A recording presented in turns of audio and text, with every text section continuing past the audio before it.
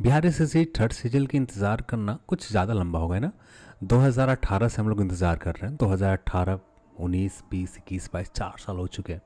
Finally Bihar SSC third season के विज्ञापन है, सही समय पर है। कोई ज़्यादा लेट ज़्यादा कुछ नहीं हुआ, ठीक समय है। बस अब आपकी प्रिपरेशन कैसे जाती है, कैसे आप प्रिपरेशन करते हैं, ये मैटर करेगा आपका फाइनल सिलेक्शन के लिए। इस वीडियो में हम लोग बात करेंगे बिहार एसएससी थर्ड सीजन के प्री और मेंस में किस तरह के प्रश्न पूछे जाते हैं, इस एग्ज़ाम का सिलेबस क्या है, प्री और मेंस में आपका एग्ज़ाम का पैटर्न क्या है। तो सब कुछ आपको इस वीडियो में जानने को मिलेगा। और कितने नंबर में किस सेक्शन से प्रश्न पूछे जाते हैं और प्रीवियस ईयर में कट ऑफ कितने गए थे सेकंड सीजीएल में, ये भी हम लोग एक आइडिया लगाने के लिए हमें कितना मेहनत करना है ये समझने के लिए हम लोग इस वीडियो में कट ऑफ के ऊपर भी थोड़ी सी जानकारी लेंगे। तो सब कुछ हम लोग जानेंगे। चैनल पर आपने तो पहला काम करें, चैनल को सब्सक्राइब कर लें और इस वीडियो को अपने दोस्तों के साथ शेयर करें, उन्हें भी हेल्प मिल सके, सब लोग जान सकेंगे इस एग्ज़ाम को क्रैक करने के लिए, क्लियर करने के लिए सेल्फ स्टडी के बेस के ऊपर कैसे कर सकते हैं, सब कुछ इस वीडियो में जानेंगे। चैनल पर आपने तो सब्सक्राइब जरूर करें। अब आते हैं इस एग्ज़ाम के सिलेबस के ऊपर। सिलेबस से जाने से पहले कुछ कट ऑफ की आइडिया ले लेनी चाहिए। कट ऑफ कितने गए थे पिछले एग्ज़ामों में। ऐसे ऑफिशियल डेटा तो नहीं है, क्योंकि ऑफिशियल डेटा किसी को पता नहीं चलता।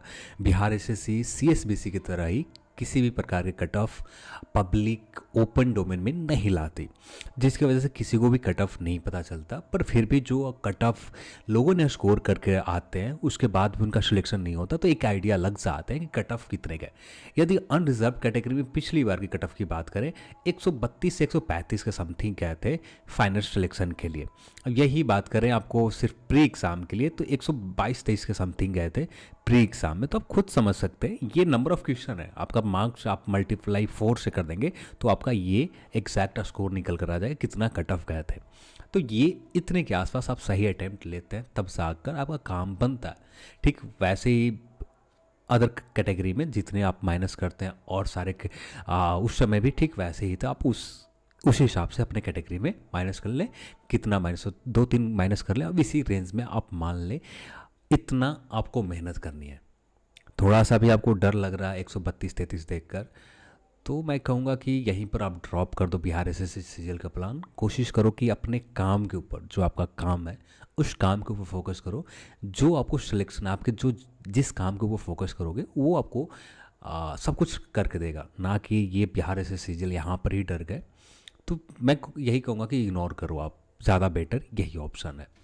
फिर भी आप अप्लाई कर रहे हो तो कोशिश ये करो कि दिल जान से दो, बहुत अच्छे से मेहनत करो, तो तब जाकर यहाँ पर कुछ बात बनेगी।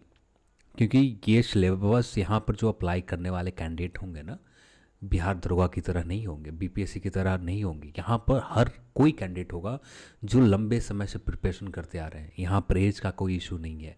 जिनके भी एज निकल गए थे उन्हें भी चांस मिल रहा है। 2016 से एज है, उनको भी यहाँ पर अपॉर्चुनिटी है, यहाँ पर अवसर है।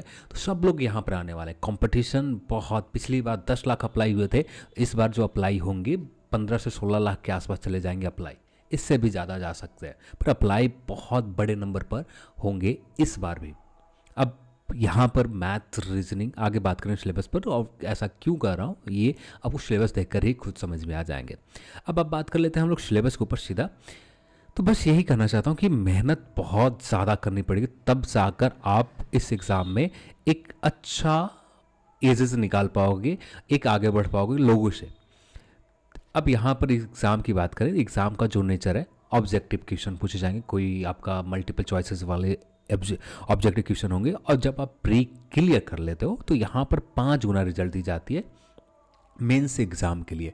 तो यहाँ पर ज़्यादा रिजल्ट नहीं दिए जाते। बाकी जो बीपीएससी असिस्टेंट के रिजल्ट देखें तो वहाँ पर 10 गुना रिजल्ट दिए गए थे, जबकि यहाँ पर हमेशा 5 गुना ही रिजल्ट दिए जाते हैं। और इसी रिजल्ट 5 गुना ही यहाँ पर रिजल्ट दिए जाएंगे, तो जो कट ऑफ को हाई करने में बहुत ज़्यादा हेल्प करता है, क्योंकि रिजल्ट की संख्या कम होती है।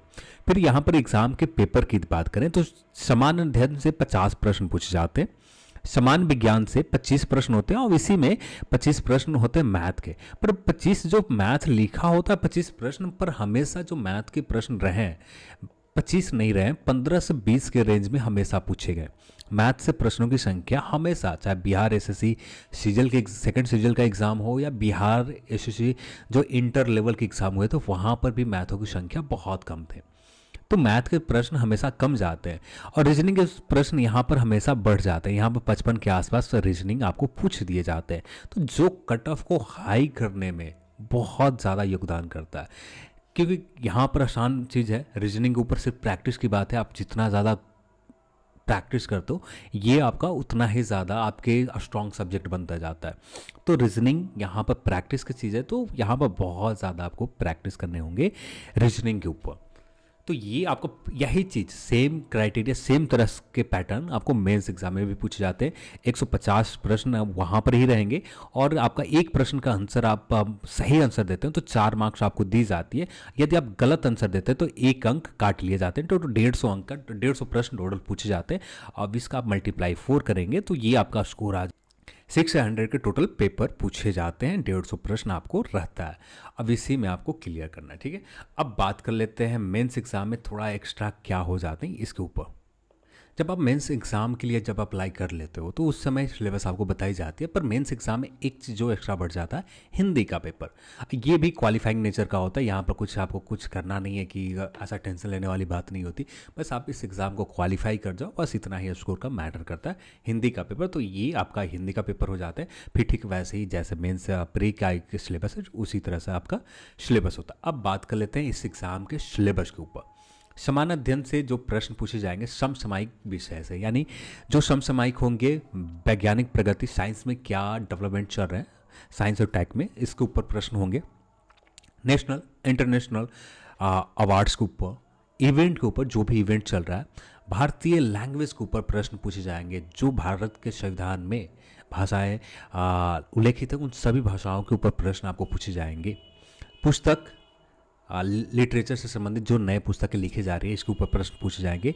लिपि से संबंधित प्रश्न पूछे जाएंगे। राजधानी, मुद्रा, खेल खिलाड़ी और महत्वपूर्ण घटनाएं से पूछे जाएंगे करंट अफेयर में, समसामयिक घटनाक्रम में। ये आपका सिलेबस है इस एग्जाम में। अब इसके लिए मैं कहूँगा कि लुसेंट सफिशिएंट है ये सब्जेक्ट के लिए। बस थोड़ा सा कुछ जो आपको एक्स्ट्रा पढ़ना पड़ेगा, लिपि को लेकर आपको पढ़ना पड़ेगा, भारतीय भाषाओं को लेकर आपको पढ़ने होंगे। नहीं पढ़ते हैं तो काम नहीं चलने वाला। भारतीय भाषाओं को लेकर जो संविधान में उल्लेखित है उस भाषाओं को तो जरूर पढ़ना पड़ेगा और उस भाषा के बारे में बेसिक इन्फॉर्मेशन आपके पास होनी चाहिए। एक ना एक प्रश्न आपको यहाँ से आ जाते हैं, तो ये आपको एक्स्ट्रा करना पड़ेगा समसामयिक घटनाक्रम के ऊपर। और बाकी चीज़ें आप राजधानी लुसेंट से कर सकते हैं या करंट अफेयर पढ़ रहे हैं। करंट अफेयर में ही आपको जो नए कुछ इवेंट किसी कंट्री में हुई वहाँ पर ही हम देख लेते हैं कुछ ना कुछ नए मुद्रा, करेंसी, वहाँ के कैपिटल क्या है, ये सारी चीज़ें देख लेते हैं। वहाँ के राष्ट्राध्यक्ष कौन है, ये सारी चीज़ें हम करंट अफेयर में देख लेते हैं। तो करंट अफेयर की बुक कोई भी आप पब्लिकेशन के ले लें, एडुटेरिया मेरे हिसाब से बेस्ट लगता है, क्योंकि बहुत कम कंटेंट होते हैं। आप उसे पढ़ना बहुत आसान होता है, कई बार रिवीजन करना आसान होता है। बाकी जो बुक आप देखते हैं तो इतने सारे कंटेंट भरे पड़ते हैं ना कि जो कवर करना सही से मुश्किल होता है। तो आप डेली लेक्चर करंट अफेयर के देखते ही हैं, साथ में आपको एडुटेरिया फॉलो करते हो, तो इतना सफिशिएंट रहेगा। इससे ज़्यादा कोई डेप्थ में नहीं जाने की जरूरत है, इतना काफ़ी रहेगा। फिर इसके बाद बात करें, भारत और उसके पड़ोसी देश के संबंधित प्रश्न पूछे जाएंगे। हमेशा यहाँ से प्रश्न रहा, हमेशा की बात करें तो कम से कम 3 से 4 प्रश्न हमेशा पूछा गया था। पिछली बार CHSL के एग्जाम में फर्स्ट इंटर लेवल के एग्जाम में बात करें तो वहाँ पर लगभग 6 से 7 प्रश्न थे। 6 से 8 के रेंज में प्रश्न आपको भारत के पड़ोसी राज्यों से संबंधित प्रश्न पूछे गए थे। तो इसके ऊपर विशेषकर एक नोट बनानी होगी, जो खुद का सेल्फ नोट बनाना होगा, जो गूगल करके आप बना सकते हैं, क्योंकि यही आपके पास बेहतर सोर्स है। एक विकीपीडिया पर बहुत सारी जानकारी मिल जाते हैं। विकीपीडिया आपको पूरी नोट, ब्रीफ नोट तैयार करना है कि हाफ पेज, ज़्यादा आपको डेप्थ में नहीं जानी है। उसके बेसिक है जो हिस्ट्री से रिलेटेड है, तो बस उतना ही हिस्ट्री से रिलेटेड जानना है जितना एग्जाम में पूछे जाते हैं। उसके बनने, उस देश के कंट्री किस तरह से बने, इसके ऊपर उस कंट्री के कुछ इंपॉर्टेंट मोमेंट जो हुए उसके ऊपर आप देख सकते हैं। तो ये आपको भारत के पड़ोसी देशों के इतिहास के ऊपर हो जाएंगे। फिर भारत के इतिहास से संबंधित आपको प्रश्न होगा, एंशिएंट, मेडाइवल और मॉडर्न हिस्ट्री, दोनों के ऊपर फोकस करना पड़ेगा। संस्कृति, कल्चर से संबंधित बहुत ज़्यादा प्रश्न पूछे जाते हैं, तो कल्चर आपको पढ़ना होगा यहाँ पर।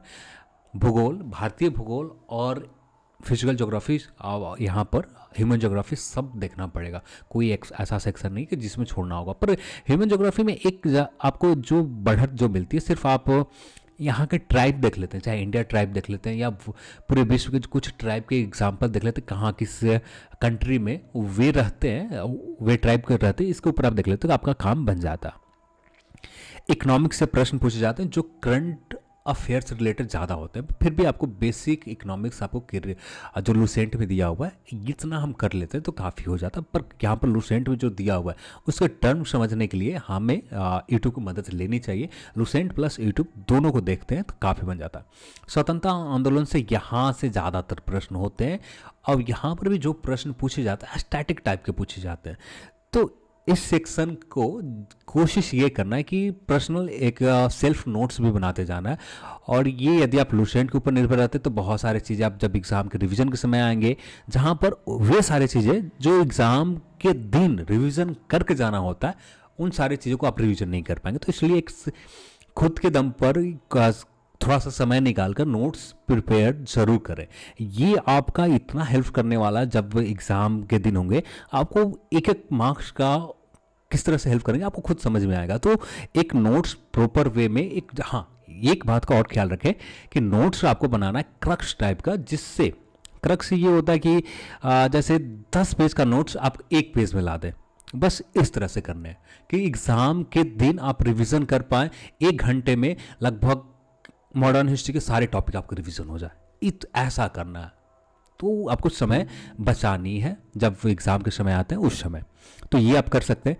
भारतीय कृषि से हमेशा प्रश्न रहा, तो यहाँ पर भारतीय कृषि हर कोई कर लेता है, लूसेंट में जितना दिया हो उतना काफ़ी है। बस यूट्यूब के ऊपर जो टॉप प्रोडक्शन स्टेट है और इसके ऊपर आपको नए अपडेटेड डेटा देख लेनी होगी। फिर इसके बाद बात करें प्राकृतिक संसाधनों के संबंधित और इनके प्रमुख विशेषताएं के ऊपर प्रश्न पूछे जाते हैं, तो ये आपको देखने होंगे।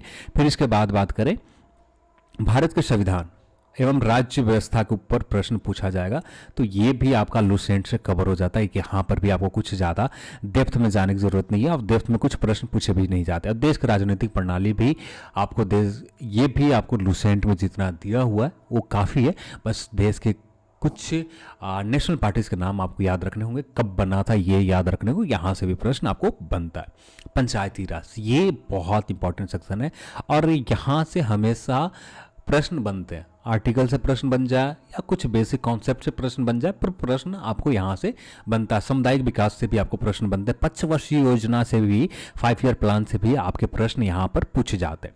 राष्ट्रीय आंदोलन में बिहार के योगदान से संबंधित यहाँ पर बिहार से रिलेटेड सिर्फ यही सेक्शन जो है प्रश्न पूछा जाता है, बाकी कहीं से भी बिहार से रिलेटेड प्रश्न नहीं होते, ना बिहार के ज्योग्राफी होते हैं। बेसिक चीज़ें आपको पूछ लिए जाए अलग बात है, पर आपको बेसिक इन्फॉर्मेशन आपको बिहार से रिलेटेड होनी चाहिए। लैटिट्यूड लॉन्गिट्यूड ये सारी बेसिक जानकारी होनी चाहिए, नहीं आप रखते हैं तो ये आपकी गलती है। तो बिहार से रिलेटेड बेसिक इन्फॉर्मेशन हमेशा आपको होना चाहिए, आपके पास रहना चाहिए, तो ये भी आप कर लेंगे। एडिशनल सिलेबस में आप जोड़ लेंगे तब जाकर आपको एक तरह से कर सकते हैं कंप्लीट सिलेबस आपने कवर कर रखा है समान अध्ययन का। फिर इसके बाद बात करें समान विज्ञान और गणित से, तो सबसे पहले बात करते हैं समान विज्ञान से। तो समान विज्ञान के आजकल जितने भी हम ट्रेंड देख रहे हैं, प्रश्नों के लेवल देख रहे हैं, यहाँ से प्रश्न के लेवल हमेशा बढ़ते जा रहे हैं। पहले वाली बात नहीं है कि आपको बेसिक एसपीडी आपने पढ़ कर चले गए काम बन गया। आपको यहाँ पर एक बार ही सही एनसीईआरटी या किसी अच्छे टीचर से एक लेक्चर आपको लेने होंगे। चाहे ये सारे लेक्चर आपको बात करें यूट्यूब के ऊपर फ्री में भी है, ये आपके ऊपर है कि आप किस तरह से करना चाहो। एनसीईआरटी प्लस यूट्यूब के लेक्चर आप देख ले तो यहाँ से आपका काम पूरी तरह से बन जाता है। बस आपके पास पैसे ज़्यादा हैं तो टीचर भी है बहुत सारे हमारे पास सब लोग यूट्यूब के ऊपर या बहुत सारे ऐप आपको मिल जाएंगे, वहाँ से आप कर सकते हैं। ठीक है, तो ये सारे चीज़ें आपको करना बहुत ज़रूरी है। फिजिक्स की बात करें तो फिजिक्स आप टीचिंग बिना टीचर के काम चला लेंगे, पर थोड़ा सा आपको जीव बायोलॉजी से आपको काम करना पड़ेगा, बिना टीचर की हेल्प लेने पड़ेंगे। और रसायन शास्त्र में भी, केमिस्ट्री से भी आपको टीचर का हेल्प लेना पड़ेगा। ये 2 सब्जेक्ट बिना टीचर का बात करें या सेल्फ स्टडी के सिर्फ बात करें तो बहुत सारे, यदि आप साइंस बैकग्राउंड से नहीं है, शुरू से नहीं पढ़ते हैं, तो ये आपके लिए बहुत मुश्किल काम होगा। तो इसलिए मैं कहूँगा यदि आप साइंस बैकग्राउंड के हैं तो इग्नोर करते हैं, यदि आप साइंस बैकग्राउंड से नहीं है तब आप अपने टीचर कोई ना कोई आप यूट्यूब से चुन लें, किसी एक लेक्चर का आप ढूंढते रहें तो कोई ना कोई अच्छा टीचर आपको मिल जाएगा और वहाँ से कंप्लीट एनसीईआरटी को बेस मानकर आप कंप्लीट कर लें। उसके बाद आप अपने जो एग्ज़ाम के रिवीजन के लिए एसपीडी पढ़ना चाहें, लुसेंट पढ़ना चाहें, फिर पढ़ते रहें। पहले आपका फाउंडेशन क्लियर होना चाहिए, किसी भी तरह का प्रश्न साइंस से बने ये 25 में 25 आपको लेकर आ जाए, ये टारगेट आपका होना चाहिए यहाँ पर। तो ये रहा सामान्य विज्ञान के लिए। अब बात कर लेते हैं मैथ के देखें तो नंबर सिस्टम से हमेशा ज़्यादा प्रश्न रहा है, फिर नंबर से भी प्रश्न हमेशा पूछे गए, दशमलव से भी प्रश्न पूछे गए, फिर इसके बाद संख्याओं के बीच परस्पर संबंध। नंबर सिस्टम से मोस्ट ऑफ द क्वेश्चन जो रहे हैं नंबर सिस्टम से रहा है। और नंबर सिस्टम के हर टॉपिक को, एक भी टॉपिक आपको इग्नोर नहीं करना। अब इस एग्ज़ाम में, सीजीएल के एग्ज़ाम में ज़्यादातर जो प्रश्न अभी तक ऑन रिकॉर्ड जो पूछे गए नंबर सिस्टम से पूछे गए, और वो अच्छे लेवल के प्रश्न पूछे जाते हैं, फिर भी इतने अच्छे लेवल के नहीं होते कि जो बनाया नहीं जा सके। तो हाँ, थोड़े बहुत टाइम लग जाएंगे। नंबर सिस्टम इसलिए प्रैक्टिस की ज़रूरत है कि बहुत सारे ऐसे प्रश्न होते हैं जिसमें टाइम लेंदे चला जाता है। इस पर यदि आप प्रैक्टिस नहीं करते हैं, ये एग्ज़ाम हॉल में आपका जो 2 घंटा 15 मिनट समय दिए जा रहे हैं, ये समय खत्म कब हो जाएंगे ये पता नहीं चलता। इसलिए आपको बहुत ज़्यादा मेहनत करने होंगे नंबर सिस्टम के ऊपर। फिर उसके बाद गणितीय संक्रियाएं के ऊपर प्रश्न पूछे जाएंगे, फिर इसके बाद परसेंटेज से आपका प्रश्न होगा, रेशियो से रहेंगे, फिर रेशियो के बाद आपका एवरेज से प्रश्न रहेगा, एसआई से आपको प्रश्न पूछे जाएंगे, और सीआई से भी प्रश्न रहते हैं, तो सीआई को भी आपको साथ में देखना होगा। प्रॉफिट एंड लॉस से भी प्रश्न आपको पूछे जाते हैं। ये आपका मैथ का सिलेबस है। अब इस सिलेबस की भी बात करें, यूट्यूब आपसे आप चाहें तो बहुत अच्छे से कवर कर सकते हैं। प्लस आप किसी भी पब्लिकेशन का जो एसएससी के एग्जामों में पूछे जाते हैं उन क्वेश्चन के आप प्रीवियस एसएससी के एग्जामों को प्रैक्टिस कर लेते हैं, या स्पार्क पब्लिकेशन के बुक ले लेते हैं, या यूनिक पब्लिकेशन के भी मैथ के बुक आते हैं, किरण के भी आप मैथ के बुक ले सकते हैं। इन बुक से आप प्रिपरेशन कर लेते हैं तो जो आपको हमेशा जो 15 से 20 के रेंज में जो प्रश्न, ऑफिशियली बात करें तो 25 प्रश्न पूछे जाते हैं, ठीक है, पर एग्जाम में रहते हैं 15 से 20 के रेंज में। तो 15 से 20 के रेंज में जो प्रश्न आपसे पूछे जाएंगे सारे अटेम्प्ट आप सही से ले पाएंगे। तो ये आपको करना चाहिए ये काम मैथ से, ठीक है। फिर इसके बाद रीजनिंग का सिलेबस आपको बहुत अच्छे से कवर करना होगा। ये भी रीजनिंग को लेकर भी बात करें सोर्सेज के, तो यूट्यूब के ऊपर बहुत ज़्यादा, हद से ज़्यादा लेक्चर्स हैं, हर टॉपिक को लेकर, हर सब्जेक्ट को लेकर इतना लेक्चर्स हैं जो इस एग्ज़ाम के सिलेबस कवर करने में हेल्प करता है, ठीक है। बहुत सारे क्वेश्चन के प्रैक्टिस भी है, यहाँ से हम आसानी से कवर कर सकते हैं। तो रीजनिंग को लेकर भी मैं कहूँगा कि यूट्यूब काफ़ी है, पर ये आपके ऊपर छोड़ देता हूँ आप किसके ऊपर ट्रस्ट करते हैं, क्योंकि बहुत सारे कैंडिडेट हैं ट्रस्ट बिना पैसे दिए होते नहीं है। तो ये आपके ऊपर है कि आप कहाँ से आप करना चाहो, क्योंकि जब तक खुद का मन को नहीं बहाता तब तक हम कुछ वैसे काम नहीं करने चाहिए। मन को बहाना चाहिए, और मन का जब बहा जाते हैं तो वो पढ़ने में भी मज़ा आता है। तो आप अपनी पसंद आप ख्याल रखें, आपके मन का कुछ क्या पसंद है, ऑनलाइन क्लासेस लेना पसंद है या यूट्यूब से आप कवर कर सकते हैं, तो यूट्यूब के ऊपर बहुत सफिशिएंट है कि रन पब्लिकेशन के ले लें या स्पार्क के रीजनिंग के ले लें, जो भी पब्लिकेशन का रीजनिंग ले लें, बस मतलब है प्रैक्टिस। एग्ज़ाम आते आते इतने क्वेश्चन की प्रैक्टिस हो जाना चाहिए, 1000 के आसपास प्लस जाना चाहिए प्रैक्टिस, कम नहीं, कम से कम 2 प्रैक्टिस बुक कवर हो जाना चाहिए। किरण का, स्पार्क का, कम से कम 2 बुक आपको कवर हो जाते हैं। ये एग्ज़ाम में मोस्ट ऑफ द क्वेश्चन, यानी जो आपको 70 प्रश्न आपको 50 और यानी 75 प्रश्न मैथ और रीजनिंग से जो प्रश्न रहते हैं, ये 75 के 75 आप कर आ जाओगे यदि इतना आप कर लेते हैं तब। तो ये करना है आपको रीजनिंग को लेकर। अब ये कुछ इस तरह से, अब इसके बाद आपको क्वालिफाइंग मार्क्स इस तरह से आप क्लियर करते हैं, तो ये तो सिर्फ क्वालिफाइंग मार्क्स है, इसका कोई मैटर है ही नहीं, पर आपको करना पड़ेगा ये बेसिक क्वालिफाइंग मार्क्स।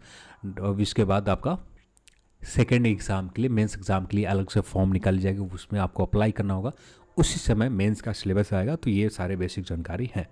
तो कुछ इस तरह से आपका मेंस एग्ज़ाम में प्रश्न पूछे जाएंगे, कुछ इस तरह से सब कुछ रहते हैं। अब इससे आप आइडिया लगा लें किस तरह से आपकी प्रिपरेशन किस तरह से आगे बढ़ाना है, ये आपको आइडिया लगाने में एक बहुत हेल्प करेंगे इस वीडियो। तो उम्मीद करता हूँ कि आप इस वीडियो को शेयर भी करेंगे और बहुत सारे नए मेंबर को अपने इस चैनल को ऊपर जोड़ेंगे भी।